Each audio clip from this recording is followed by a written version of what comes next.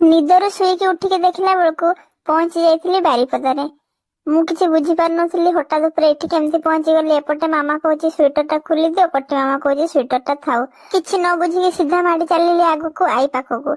ତାପରେ ସିଡିରେ ଚଢିକି ସିଧା ଆଗକୁ ବଢି ଚାଲିଛି। କଟି ମାମା ପାଟି ଗଲାରୁ ପୁଣି ଠିଆ ହେଲି, ସାଙ୍ଗ ହେଇକି ପୁଣି ଉପରକୁ ଚଢିଲୁ। ଆଉ ଏଇ ଦେଖନ୍ତୁ ସିଧା ପହଞ୍ଚି ଯାଇଛୁ ଏଇ ସପିଂ ମଲ୍ ଟା ଭିତରେ, ମାନେ V2। ଆଉ ଏଇ ଯୋଉ କପ୍ ଟା ଏଇଟା ମୋର ପସନ୍ଦ ହେଇଥିଲା କିନ୍ତୁ ମାମା ମନା କଲେ।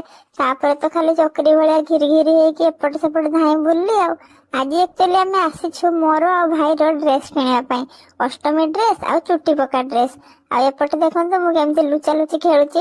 ଫାଇନାଲି ମାମା ଡ୍ରେସ୍ ପସନ୍ଦ କଲେ, ଆଉ ତାପରେ ମତେ ସି ଲାଗି ଯାଇଥିଲା। ମୁଁ ଆସିଲି ୱାସରୁମ କୁ ସି କରିବା ପାଇଁ। ଆଉ ଏବେ କୋଟି ମାମା ଲାଇନ ରେ ଠିଆ ହେଇଛନ୍ତି, ବିଲ୍ ପେମେଣ୍ଟ କରୁଛନ୍ତି। ଆଉ ଏଇ ଯୋଉ ବ୍ୟାଗ୍ ଟା ଦେଖିଲେ, ଏଇଟା ପାଇଁ ମତେ କେତେ ଯେ ନାଟକ କରିକି ଆଣିବା ପାଇଁ ପଡିଛି। ତାପରେ ଖାଇଲେ ମୁଁ ଆଇସ୍କ୍ରିମ, ଆଉ ମାମା ହେରିକା ଖାଇଲେ ପାମ୍ପୁଡି। ଆଉ ଏବେ ଦେଖନ୍ତୁ ଏଇ କମ୍ବଳ ଦେଖିକି ଆମେ ଘରକୁ